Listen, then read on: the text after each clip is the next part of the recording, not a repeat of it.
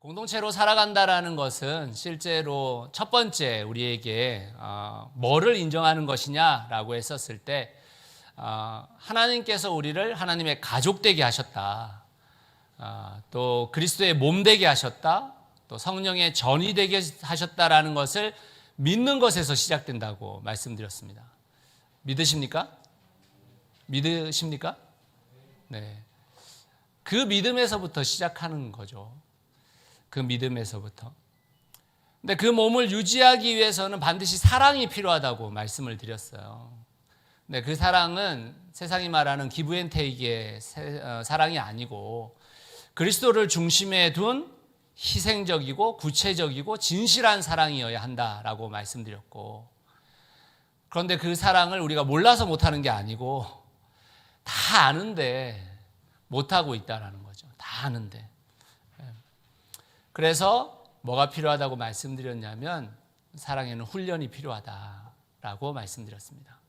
그래서 지난주에 제가 사랑의 훈련 중에 두 가지를 말씀드렸죠. 기억나세요? 네, 첫 번째 뭐? 네, 서로 섬김. 그 다음에 두 번째 서로 순종. 네, 이렇게 잘 잊어주셔서 감사해요. 네, 제가 또 설교해야 되니까. 네. 오늘은 나머지 세 가지에 대한 걸 이야기할 건데요. 두 가지는 사실은 좀 비슷한 거기도 하고, 또 마지막 거는 훈련 과목이라기보다는 우리가 그 훈련 과목을 이뤄내기 위해서 어떻게 해야 되는지 이런 이제 좀 이야기들을 할 건데, 여러분 사랑은 정말 자연스러운 게 아닌 것 같아요. 세상을 살아가면 살아갈수록 사랑은 자연스러운 건 아니다. 내가 진짜 첫눈에 누구한테 이렇게 사랑에 빠졌어도 그 사랑이 유지되는 것은 진짜 자연스러운 게 아니다. 진짜 많은 훈련이 필요하고 노력이 필요하다. 이걸 알게 되어지는 것 같아요. 그래서 제가 여러분들 사랑의 훈련 가운데 최적화된 장소가 어디다라고 말씀드렸죠? 사랑을 훈련하는데 최적화된 장소가 교회예요, 교회. 왜냐하면 너무 달라. 우리가 한 사람 한 사람이 너무 달라요. 너무. 여러분 한번 여러분들 주위에 있는 분들을 한번 생각해 보세요. 그 분이 여러분들하고 비슷합니까? 그분하고 여러분하고 뭐 거의 생각도 같고 막 사상도 같고 그러세요? 가끔 보면 이렇게 얘기 나눌 때 제 아내도 가끔 있는데 저하고 비슷한 게 너무 많으세요 뭐 이런 얘기를 해요. 1년만 살아봐. 네, 그게 비슷한가? 안 비슷하잖아요. 그러니까 교회는 진짜 안 비슷한 사람들끼리 만난 거야. 그러니까 사랑을 훈련하기 딱 좋은 장소이죠. 그래서 제가 그런 말까지 했잖아요. 예수 아니면 안 만날 사람들을 만나가지고 네. 그래서 우리가 지금 공동체를 이루고 있는 거란 말이에요. 그래서 교회는 정말 사랑을 훈련하기에 좋은 곳입니다. 그런 교회를 통해서 우리가 훈련을 하게 되어지는데 오늘 어떤 훈련을 해야 되는 것인가 세 가지를 좀 같이 이야기 나누려고 합니다. 첫 번째는 마태복음 18장 20절에서 22절 말씀이에요. 같이 한번 읽어봅시다. 시작. 두세 사람이 내 이름으로 모여있는 자리 거기에 내가 그들 가운데 있다. 그때 베드로가 예수께 다가와서 말하였다. 주님, 내 형제가 나에게 자꾸 죄를 지으면 내가 몇 번이나 용서하여 주어야 합니까? 7번까지 하여야 합니까? 예수께서 대답하셨다. 7번만이 아니라 70번을 7번이라고 해야 한다. 네. 세 번째 훈련 과목은 서로 용서입니다. 용서. 근데 오늘 이 용서의 이야기가 나오기 전에 제가 20절을 먼저 읽었어요. 20절 한번 보여주시겠습니까? 20절 말씀에 두세 사람이 내 이름으로 모여있는 자리, 내가 그들 가운데 있겠다. 저 두세 사람이 내 이름으로 모여있는 자리가 어디예요? 교회입니다. 교회. 교회인 거예요. 교회.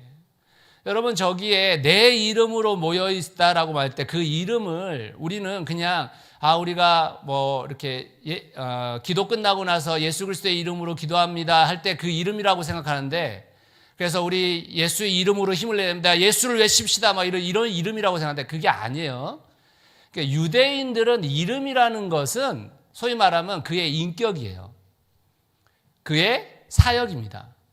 여러분 구약 성경을 보면 이름이 바뀌는 경우가 많죠. 아브라함을 아브라함으로, 그죠? 야곱을 이스라엘로 이렇게 바꾸잖아요. 여러분 그게 무슨 말이냐면 야곱이라는 이름이 무슨 뜻이에요? 야곱? 속이는 자라는 뜻이에요. 속이는 자. 근데 여러분 진짜 야곱의 이름이 야곱이었는지는 정확하게 모르겠어요. 여러분 아버지가 아들의 이름을 졌는데 속이는 자라고 적겠어요? 네? 속이는 자야 이렇게 적겠어요? 그러니까 그 이름에는 그의 삶의 의미가 담겨있는, 그가 그렇게 살았다라는 거예요. 야곱이 속이면서 살았잖아요. 속이면서. 그런데 무슨 이름으로 바뀝니까? 이스라엘로 바뀌잖아요. 그 무슨 말이에요? 하나님을 사랑하는 자 이런 말이거든요. 하나님을 사랑하는 자. 그러니까 저 이름이라는 말은 예수 그리스도의 인격과 예수 그리스도의 사역 안에서 모여든 그 사람들의 모임인 거예요. 그건 교회인 것입니다. 그러니까 다시 말하면 용서를 얘기하기 전에 교회를 얘기했다라는 것은 교회 안에서의 용서를 얘기하는 거예요. 저 용서는. 물론 우리는 세상에 살아가면서 세상 사람들을 용서해야 되고 여러 관계 속에서 용서할 일들이 많은데 먼저 교회에서 용서하라는 뜻이에요. 교회에서. 근데 베드로가 좀 한이 맺힌 게 많았나 봐요. 그죠? 갑자기 툭 튀어나와가지고 예수님 도대체 몇 번이나 용서해야 되는 거예요? 이런 얘기를 하죠. 우리가 생각할 땐 베드로가 제일 많이 상처 줬을 것 같은데 베드로가 그런 얘기를 해요. 그러면서 자기가 후하게 쓰죠. 7번 용서하면 되겠습니까? 근데 예수님께서 뭐라고 얘기해요? 70번에 7번이라도 용서해라 이렇게 얘기하잖아요. 근데 솔직히 교회 안에서 뭐 7번이나 용서할 만한 일들이 벌어지세요? 모르겠네요. 저는 7번이나 용서할 일들이 별로 벌어지지 않아요. 근데 그 7번도 아니고 더 많이, 더 자주 용서. 그러니까 매일 만나서 티격태격하고 있는 그 사람을 용서하란 말이거든요. 다시 말하자면. 가끔 뭐 티격태격 의견 다른 사람이 아니라 매일 만나기만 하면 불같이 싸우는 그 사람과 용서하라는 말인 거예요. 예수님은 지금. 근데 교회 안에요. 어떤 생각을 자꾸 갖고 있냐면 용서는 힘든 일이야. 용서는 어려운 일이야 라는 생각을 갖고 있는 분들이 굉장히 많아요. 근데 여러분 용서가 물론 어려운 부분이 있죠. 누군가에게서 치명상을 입으면 용서하기 어렵죠. 그렇죠? 그렇지만 우리 대부분의 일상은 치명상을 입는 일들이 없어요. 대부분의 일들은 그 사람의 말 한마디, 그 사람의 행동 하나, 그 사람이 나하고 뭐 이렇게 관계를 맺어가다가 조금 그 사람도 좀 성이 나서 한마디 한 이런 정도인 거지. 여러분 우리가 무슨 치명상을 서로에게 입히고 있지 않잖아요.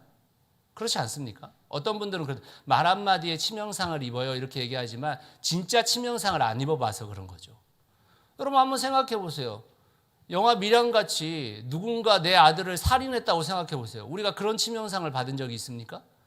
그런 용서를 말하는 게 아니잖아요 지금. 우리의 관계 속에서 용서가 어렵다 하니까 진짜 다 어려운 줄 알아요. 그래서 어려운 걸 당연한 것으로 여깁니다. 근데 그렇지 않아요. 여러분 용서를 어렵다고 생각하시면 안 됩니다. 용서는 쉬운 일이에요. 용서를 생각할 때 딱 2가지만 기억하시면 된다. 첫 번째, 이 22절 본문 뒤에 나오는 내용이 1만 달란트 빚지고 100데나리온 빚진 그 이야기예요.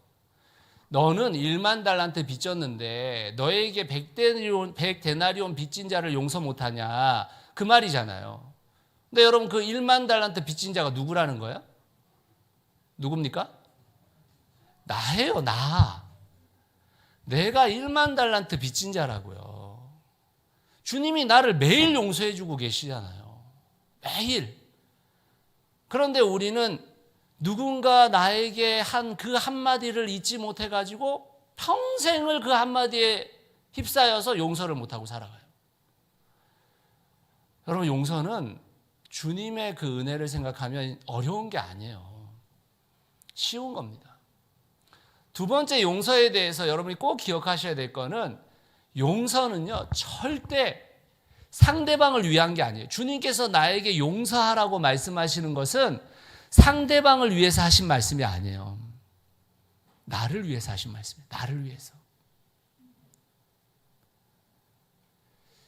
옛날에 저는 성경에 나오는 용서라는 말이 이런 말인 줄 알았어요. 야, 임진산, 너 용서 안 해? 나도 너 용서 안 한다.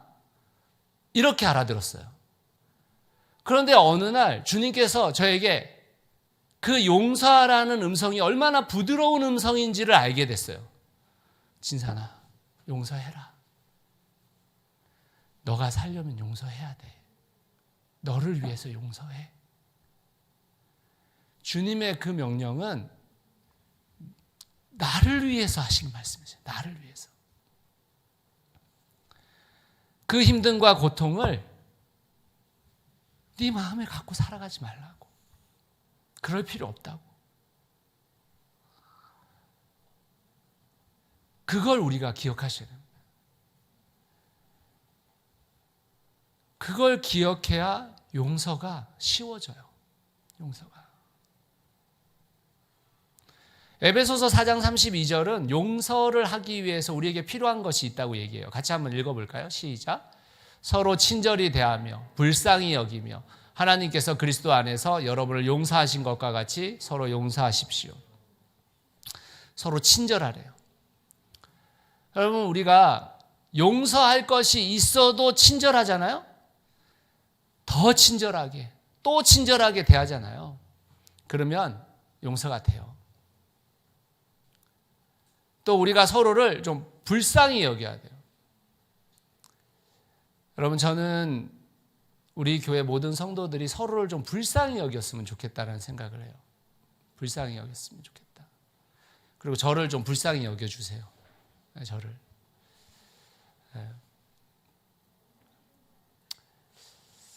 여러분, 한번 생각해 보세요. 우리는 어디에서는 피해자이기도 하지만 어디에서는 피의자예요. 그죠? 내가 용서를 받을 것도 있고 용서를 할 것도 있는 존재인 거예요. 그러니까 우리는 우리의 마음속에 항상 좀 긴장감이 있어요. 긴장감이. 신앙생활을 하거나 사회생활을 하면서 만나는 사람을 한번 생각해 보세요. 어떤 사람은 좀 만나면 긴장감이 돼요. 저분은 좀 만나면 내가 좀 불편한 마음이 돼요. 대개는 목사들이 그런데 목사 만나면 좀 불편하고 그렇잖아요. 여러분, 한번 그분이 왜 이럴까 생각을 해보시면 대부분의 사람들이 미워하는 데 힘을 빼앗기기 때문입니다. 미워하기. 상대방을 미워하는 데 힘을 빼앗기고 있기 때문에 다른 사람을 만났었을 때 까칠해져요. 이 사람과의 좋은 관계 속에 힘을 쏟을 힘이 없는 거예요. 힘을 쏟을 힘이. 그래서 자꾸 까칠해져요. 자꾸 더 까칠해져요. 그러니까 다시 말하자면 행복하지 않은 거야. 내가 행복하면 다른 사람이 어떤 행동을 해도 너그럽게 받아들이기 쉬워요. 근데 내가 행복하지 않다 보니까 다른 사람의 일들을 너그럽게 받아들이기가 힘든 거예요. 그래서 우리는 좀 불쌍한 사람들이에요. 불쌍한 사람들. 여러분, 옆에 있는 분들한테 좀 불쌍하다, 이렇게 불쌍한 눈초리로 좀 봐주세요. 여러분, 좀 불쌍하잖아, 우리가. 여러분, 남편과 아내를 보실 때도 좀 불쌍하지 않으세요? 아멘? 네네. 네. 좀 불쌍하잖아요, 우리가. 저도 제 아내가 이렇게 여러 일들로, 사역으로 또 신경 쓰는 걸로 힘이 빠져 있는 걸 보면 불쌍해요. 불쌍해요. 그래서 우리는 서로를 좀 긍휼히 여겨줄 필요가 있어요. 긍휼히 여겨줄 필요가. 그렇게 할 때 용서가 가능하다는 거예요. 용서가. 여러분, 우리 마음에 용서는 어렵다 하는 생각을 버리시기 바랍니다. 용서는 쉬워요. 그리고 여러분, 용서 받을 일이 있으면 빨리 가서 미안하다고 하세요. 미안하다. 날 좀 용서해 다오. 얘기하세요. 용서할 일이 있거든. 또 가서 용서하세요. 빨리.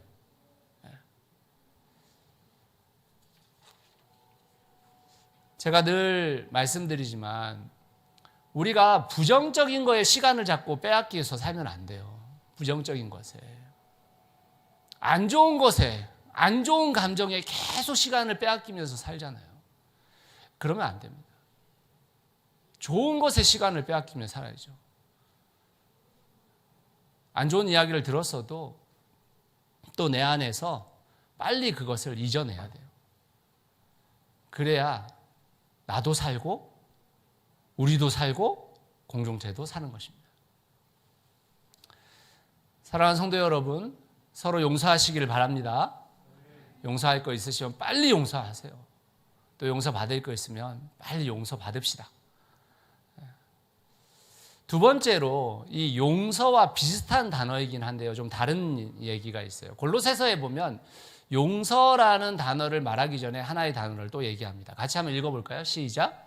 누가 누구에게 불평할 일이 있더라도 서로 용납하여 주고 서로 용서하여 주십시오. 주님께서 여러분을 용서하신 것과 같이 여러분도 서로 용서하십시오.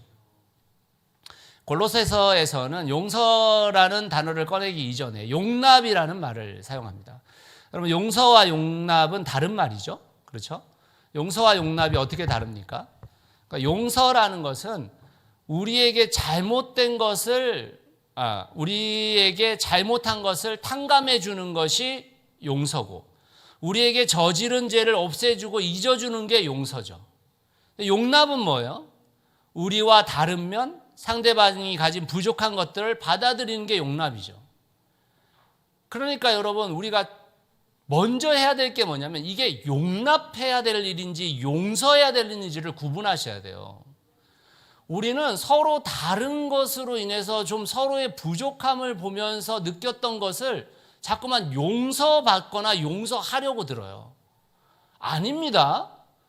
여러분, 그건 용납하는 거죠. 용서와 용납은 다른 이야기인데 우리는 그걸 구분해내려고 하지 않는 것입니다. 용납해야 되는 거예요. 여러분, 우리는 다름을 용납하며 지금까지 살아왔어요. 그렇죠? 여러분들의 가정 안에서 다른 친구들이 얼마나 많아요. 우리 자식들도, 우리 가족이 지금, 저희 자녀가 3명인데 3명이 너무 달라. 한 놈한테 맞추기가 너무 힘들어요. 저희는 최근까지도, 지금은 안 그런데 최근까지, 작년까지만 해도 외식하려고 하면 너무 힘들어요. 3명이 너무 다른 걸 원해. 너무 다른 걸.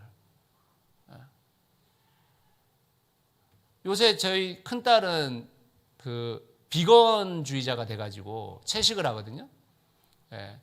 그래서 다행히 걔는 요구하는 게 없어요. 밖으로 나가면은 외식하면 무조건 다 비건은 없잖아요. 비건이 어디 있어요? 그러니까 걔는 지가 알아서 먹어요. 그러니까 이제 한 놈은 줄었어. 말하지 않는 애가 하나 생긴 거야. 어디 나가서 뭐 먹자 이런 말 안 하는. 근데 이제 둘은 또 너무 달라요. 너무 달라. 완전히 다릅니다. 식욕이. 우리는 서로 다른 가운데 살아왔어요. 그리고 우리는 서로 다 달라요. 그 다른 것은 좀 불편할 수 있어요. 그렇지만 우리가 용납해야 할 일인 거죠. 말하는 방식도 다를 수 있습니다. 생각하는 방식도 다르고요. 느끼는 거, 행동하는 것도 다 다를 수 있어요. 그런데 우리에게 같은 것이 하나 있죠. 그게 뭡니까? 바로 우리가 예수 그리스도를 우리의 주님으로 모시고 있다는 겁니다. 다른 것은 틀린 것이 아니기 때문에 우리는 그 다름을 받아들이고 다름과 함께 살아가는 거예요. 많은 성도들이 참 재밌는 게 뭐냐면 교회 안에서 가난하거나 고통당하거나 또는 힘들어하거나 약하거나 이런 사람들은 진짜 잘 품어요. 또 성도들이. 그런데 재밌는 거는 나와 좀 다르거나 나와 생각이 좀 다르고 나와 사상이 좀 다르고 나와 행동이 다르고 나와 가치가 다른 사람은 또 못 품어. 이게 굉장히 큰 아이러니예요. 그러니까 성경을 통해서 우리가 품어야 될 사람들이 힘들고 가난하고 고통당하고 어려운 사람만 품어내는 게 아니죠. 우리는 다른 사람을 품어내야 되는 거예요. 다른 사람을. 그런데 그 다른 사람을 품어내는 것을 굉장히 어려워합니다. 도리어 힘들고 고통당하고 가난하고 연약한 사람들은 품어내는 거 괜찮아요. 어려워하지 않아요. 여러분, 저는 우리 교회 성도들이 가난하고 어렵고 고통당하고 힘들어하는 사람들을 품어내는 그 성숙함에서 더 성장하셔서 다름도 품어낼 수 있기를 간절히 소원합니다. 제가 제 평생의 사역을 생각해 보면 제 사역 가운데 저를 용납해 주셨던 분이 정말 많았던 것 같아요. 정말. 저의 부족함을 나무라지 않으시고 늘 기도해 주시고 기다려 줬던 분들이 정말 많았던 것 같아요. 제가 가장 오랫동안 사역했던 목사님이 안진선 목사님이시잖아요. 안진선 목사님하고 같이 거의 몇 년을 있었죠. 한 16년, 한 13년, 4년 이렇게 있었어요, 같이. 그래서 안 목사님한테 배운 것들이 참 많았던 것 같아요. 지금도 제가 사역을 하다가 가끔 어떤 문제에 봉착하면 안진선 목사님은 어떻게 해결하셨지? 이런 생각이 들어요. 근데 그 중에서 사역자들을 대하는 태도에 대해서 안 목사님한테 배운 게 많아요. 여기 새누리 2교회 때부터 오셨던 분들도 계시지만 그 당시에 이제 사역의 주축으로 이루는 사역하는 사람들이 안진선 목사님, 그다음에 지금 세종새누리의 김태복 목사님, 그리고 저 이렇게 세 사람이 거의 대부분 일들을 감당했었죠. 김태복 목사하고 저는 정말 달라요. 제가 생각해도 다르고 김태복 목사가 생각해도 다르고 너무 달라가지고 가끔 부딪히기도 하고 또 서로 같이 사역하면서 서로 좀 반반 입장이 되기도 하고 이랬던 것 같아요. 그런데 새누리 이교에서 사역자들을 진짜 자유롭게 놔뒀거든요. 이렇게 터치를 안 하셨어요. 안진선 목사님. 특히 저희 둘한테는 터치를 거의 안 하셨습니다. 그런데 가끔 이제 사역자들 전체 모임을 할 때 충고를 하실 때가 있었어요. 야단쳤다고 말하기에는 너무 목소리 톤이 낮으셔가지고 야단 쳤다고 말하기는 좀 그렇고 충고를 하시는 경우가 있는데, 근데 그 충고가요 진짜 참고 충고하시네요. 절대 그 일이 벌어졌을 때 얘기 안 해요. 또 참고 또 참으세요. 그런 일들이 한 4-5번 사역자들에서 반복되어져서 일어나면 그때서 이야기를 해요. 그래서 언제 저희가 좀 분위기 좋을 때 안진선 목사님한테 물었어요. 목사님, 사역자들한테 어떻게 그렇게 잘 참고 이야기를 하시냐 그랬더니만 안 목사님 그러시더라고요. 충고하기 전에 한 달은 기도하는 것 같다 이렇게 얘기하시더라고요. 한 달은 기도한다. 그리고 할 말을 계속 또 해봐서 줄인대요. 거기다가 부드럽게 말하려고 엄청 노력을 하신대요. 그래서 한 번 이야기를 하시는 거예요. 그래서 한 번 얘기를. 진짜 부교육자들을 용납해 주셨죠. 용납해 주셨어요. 큰 은혜죠, 사실은. 큰 은혜. 제가 전도사 시절을 생각해 봐도 전도사를 제가 23살부터 시작했거든요. 사실 그때는 뭘 알았겠어요. 솔직히 말하면. 인생을 알았겠어요. 솔직히 말해 경험이 풍부했겠어요. 아니면 말씀을 잘 알았겠어요. 다 부족했죠. 근데 그 어린 전도사를 끼고 있는 그 부서의 부장 선생님들, 진짜 많이 참아주셨던 것 같아요. 진짜 많이. 제가 부서 사역을 부장님 없이 부장님 이씨 이제 계속해서 사역했었는데 수도교회 서울의 수도교회에서 제가 2001년, 2002년을 사역했어요. 2000년, 2001년을 사역했습니다. 2000년, 2001년을 2년 동안 사역했는데요. 그때 유치부 부장 선생님, 유년부 부장 선생님, 초등부 부장 선생님, 청년부 부장 선생님 이 네 분은 지금도 제가 연락하거든요. 지금도. 벌써 20년이 넘었잖아요. 20년이. 저보다 지금 뭐 한 75세에서 80세 다 되신 분들이니까 저보다 25년, 30년 나이가 많으신 분들인데 그분들이 저를 얼마나 참아주시고 얼마나 용납해 주셨는지 몰라요. 잘한다고 해주시고. 지금도 감사해요. 지금도. 그분들의 자녀들이 엊그저께 지난주 토요일 날도 그분들의 자녀 중에 한 명이 대전에 왔거든요. 결혼해가지고. 그래서 제가 그 가족 부부 식사 대접하고 그랬거든요. 정말 용납해 준 사람들이 많았어요. 여러분 우리 주위에 우리가 서로를 용납해 주면 여러분 우리가 얼마나 많은 사람들이 성장하겠어요? 얼마나 많은 사람들이 함께 자라나겠어요? 교회란 그런 곳입니다. 서로 용납해 주는 곳이에요.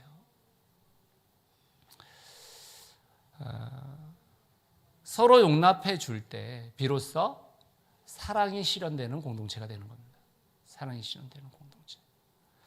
마지막으로 5번째는 이 사랑이 실현되는 공동체가 되기 위해서 우리가 어떻게 해야 될 것인가에 대한 문제로 한 가지 더 적용을 하자면 고린도전서 12장 7절에서 13절 말씀을 먼저 한번 읽어보겠습니다.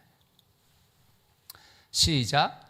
각 사람에게 성령을 나타내 주시는 것은 공동 이익을 위한 것입니다. 어떤 사람에게는 성령을 통하여 지혜의 말씀을 주시고 어떤 사람에게는 같은 성령을 따라 지식의 말씀을 주십니다. 어떤 사람에게는 같은 성령으로 믿음을 주시고 어떤 사람에게는 같은 성령으로 병 고치는 은사를 주십니다. 어떤 사람에게는 기적을 행하는 능력을 주시고 어떤 사람에게는 예언하는 은사를 주시고 어떤 사람에게는 영을 분별하는 은사를 주십니다. 어떤 사람에게는 여러 가지 방언을 말하는 은사를 주시고 어떤 사람에게는 그 방언을 통역하는 은사를 주십니다. 이 모든 일은 한 분이신 같은 성령이 하시며 그는 원하시는 대로 각 사람에게 은사를 나누어 주십니다. 몸은 하나이지만 많은 지체가 있고 몸의 지체는 많지만 그들이 모두 한 몸이듯이 그리스도도 그러하십니다. 아멘. 여러분 교회 공동체는 함께 봉사를 통해서 사랑을 실현하는 거예요. 함께 봉사를 통해서.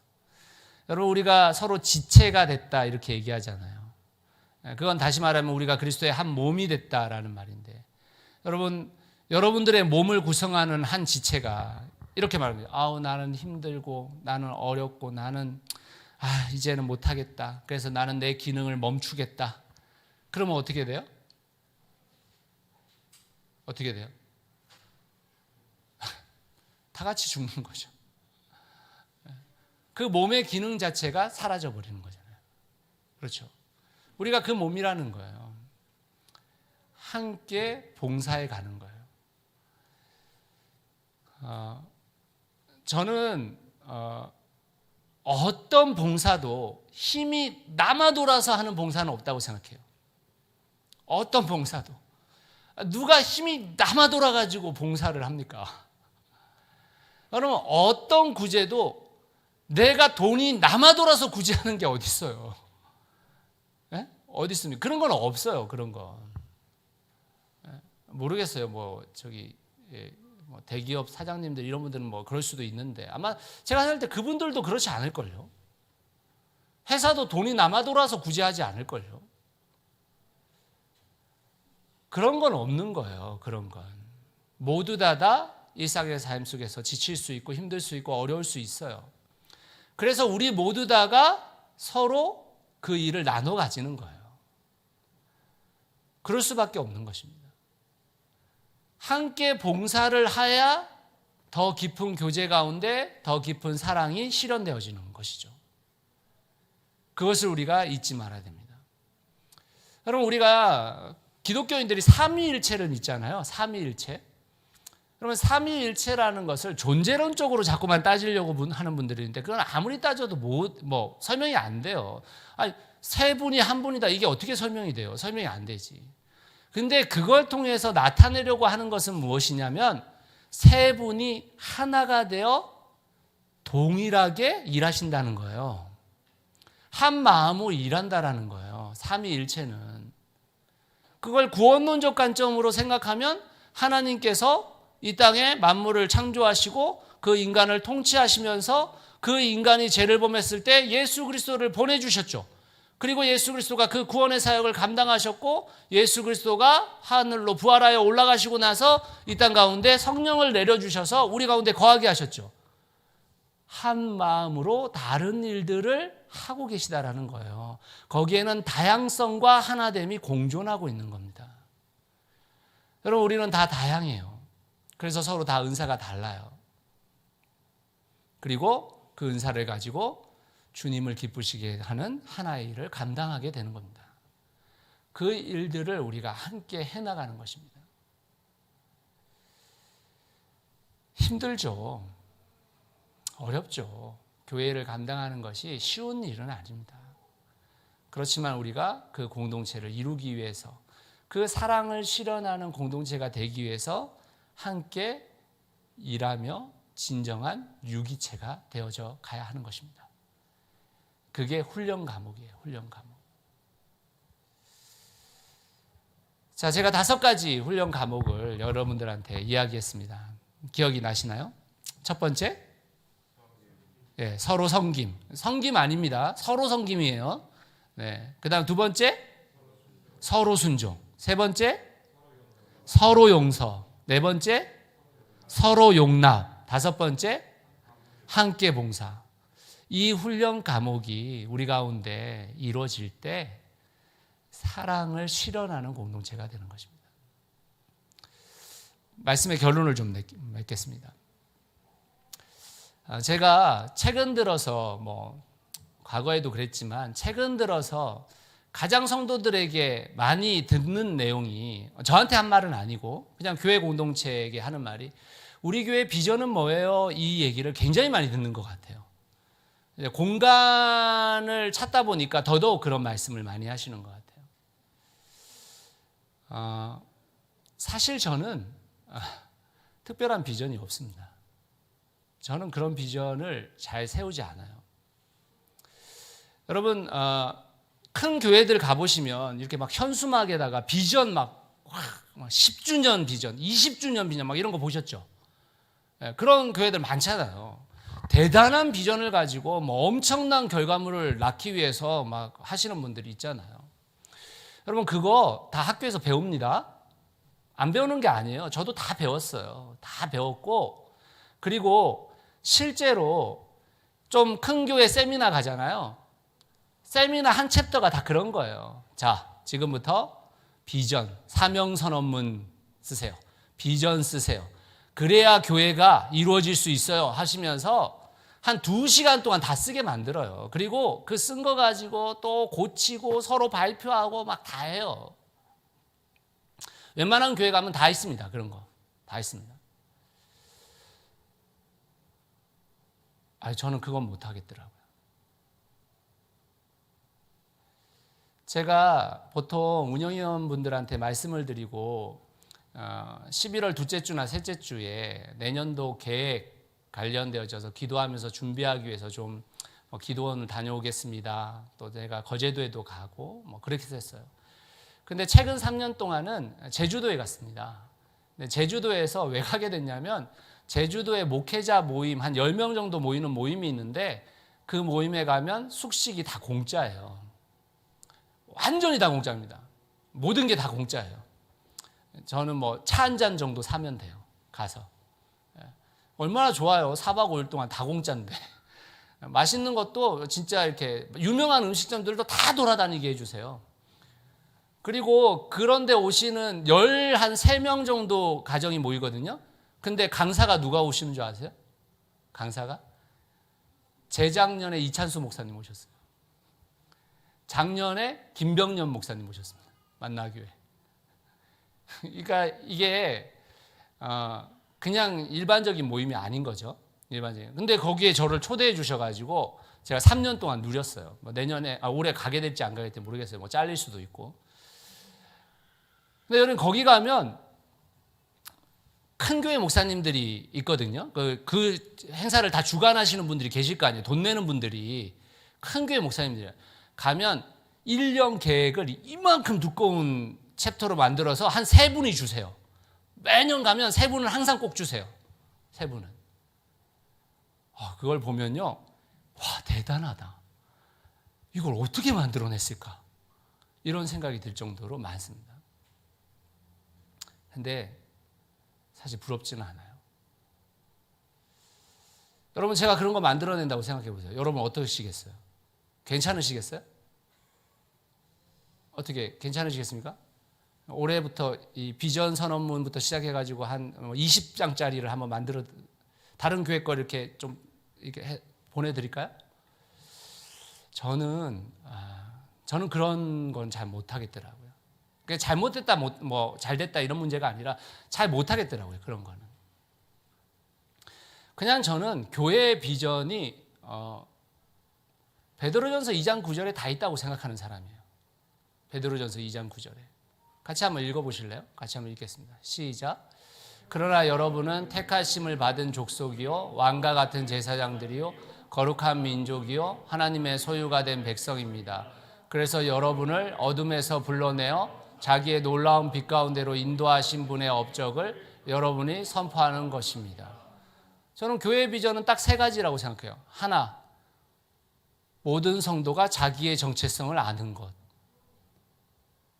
나는 택하심을 받은 족속이요 왕 같은 제사장이요 거룩한 민족이요 하나님의 소유가 된 백성이라는 걸 아는 것. 그게 첫 번째라고 생각해요. 두 번째는 그 사람들이 공동체를 이루는 것. 여러분이라고 얘기했잖아요. 여러분. 그리고 마지막은 그 공동체가 하나님의 업적을 세상에 전달하는 것. 저는 그게 끝이라고 생각해요. 우리가 이 일을 통해서 그걸 하는지 저 일을 통해서 그걸 하는지 그거는 우리의 상황과 우리의 생각에 우리의 또 여러 가지 여건 속에서 달라질 수 있다고 저는 생각해요. 그리고 그의 이거를 하기로 했는데 그게 소멸될 수도 있고 다른 것이 부상해서 그 일들을 할 수 있다고도 생각해요. 그냥 지금의 우리의 순간 속에서 우리가 할 수 있는 일들을 감당할 수 있다고 저는 생각해요. 저는 그게 교회가 가져야 될 비전이라고 생각해요. 다시 말하자면 공동체가 사랑을 실현해서 하나님의 업적을 믿지 않는 사람들에게 또는 우리의 이웃들에게 또는 우리의 가족들에게 펼쳐 보이는 것. 그게 저는 교회의 비전이라고 생각합니다. 교회의 사명이라고 생각해요. 사람마다 다를 수도 있어요. 우리 교회 성도들마다 다른 비전을 생각할 수도 있다고 저는 생각해요.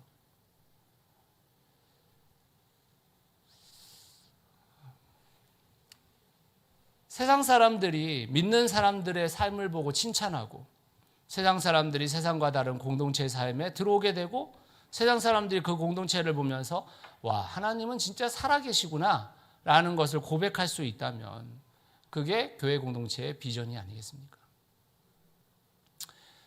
이태석 신부님 최근에 좀 더 부각되고 계시는 것 같은데 울지마 톰즈의 이태석 그 신부님이 아프리카에서 계속 사역을 하면서 의사로서 역할들을 했었죠. 한국에 들어와서 암 때문에 8년 동안 투병하다가 돌아가셨죠.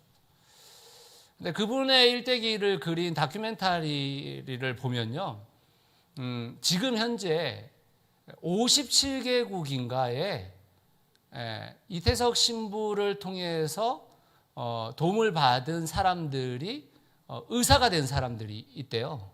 의사가 된 사람들이.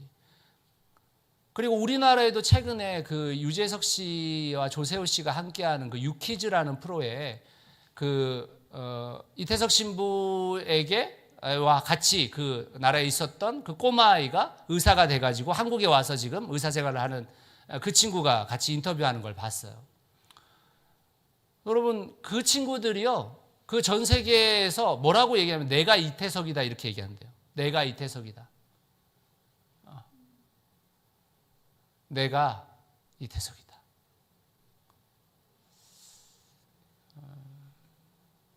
우리의 부활은 우리의 몸과 영의 부활이기도 하지만 우리의 현실 속에서 예수 그리스도의 부활이 아닙니까? 우리 공동체의 부활은 그 공동체로서 이 땅 가운데 하나님의 나라를 보여주고 예수 그리스도를 믿는 자들이 어떤 삶들을 선택하는지를 보여주는 거 아닙니까? 그래서 내가 예수다. 내가 지금 이 땅을 살아가는 작은 예수다라고 말하는 그 사람들이 필요한 거 아닙니까?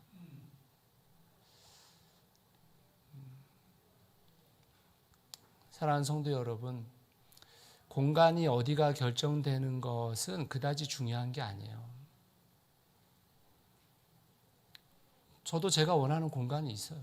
여러분도 여러분들이 원하는 공간이 있겠죠. 그렇지만 그게 어디가 결정되는지가 중요한 게 아니죠. 어디가 결정되든 우리는 교회로서 있는 거죠. 그리고 그 자리에서 예수 그리스도를 드러내는 공동체로 있는 거죠. 아니, 공간을 결정하는 일이 싸울 일입니까? 그게 무슨 상관이에요, 그게. 내가 선호하는 공간이 있을 수 있습니다. 그게 되기를 바라는 마음이 있을 수 있어요. 그렇지만 그게 안 된들 무슨 상관이에요? 우리가 교회인데 공간이 교회가 아니잖아요. 그리고 우리는 그 공간을 통해서도 하나님의 나라가 이루어지길 바라는 거 아닙니까? 그곳에서 하나님의 나라가 이루어지기를 바라고 그곳에서 우리의 공동체가 사랑에 실현하는 공동체가 되기를 바라는 거 아닙니까? 우리가 진짜 중요한 게 뭔지를 알아야 합니다. 우리는 예수 그리스도를 머리로 둔 교회예요. 그리고 우리는 이미 하나로 부름을 받았고 그 하나의 부름을 실현해내기 위해서 사랑을 실현하는 공동체가 되어진 것입니다. 오늘 공간을 결정하는 것에 너무 힘 빼지 마세요. 너무 힘 빼지 마세요. 그냥 공동체가 결정하는 것이 하나님의 뜻이다. 아멘? 아멘이죠. 아니 그게 아멘 아닙니까? 침례교가 원하는 거 우리가 회중정치를 하는 이유 그거 아닙니까? 공동체가 결정한 것이 하나님의 뜻이라고 받아들이고 그 안에서 하나님의 뜻을 실현하기 위해서 최선을 다하겠다. 아니, 그거잖아요. 힘 빼지 마십시오. 본인이 원하는 거 투표하세요. 그리고 잘 되면 돼요. 잘 되면. 어디가 돼도요. 저는 진짜 감사한 게 어디가 돼도 우리가 전셋집은 벗어나는 거잖아요. 아닌가? 월세 대신 이자로 바뀌는 거긴 하지만 그래도 얼마나 감사해요. 저는 너무너무 감사해요. 너무너무 감사해요. 솔직히 말하면. 지금 제 주위에 목사님들 교회에 다 보증금 빼고 있어요. 보증금 월세로 전환해가지고 지금 보증금 다 까먹고 있어요. 그런데 지금 얼마나 감사합니까? 얼마나 감사한 일이에요. 사랑하는 성도 여러분, 우리 지금 행복한 일을 하고 있는 거예요. 아닙니까? 여러분 집이 전세에서 자가가 됐는데 안 행복하세요? 저는 제가 아직까지 자가가 돼보지 않아서 잘 모르겠지만 자가 되신 분들 6개월은 너무 행복해 하시던데 6개월은 정말 진짜 우리가 우선순위로 삼아야 될 게 뭔지를 좀 생각하고 우리의 말에도 좀 부드러움을 담고 우리의 생각에도 좀 진정시키고 그리고 우리가 공간을 잘 결정할 수 있길 바라요. 그리고 진짜 사랑을 실현하는 그 공동체로 우리 앞으로 한 걸음씩 더 훈련받으면서 갑시다.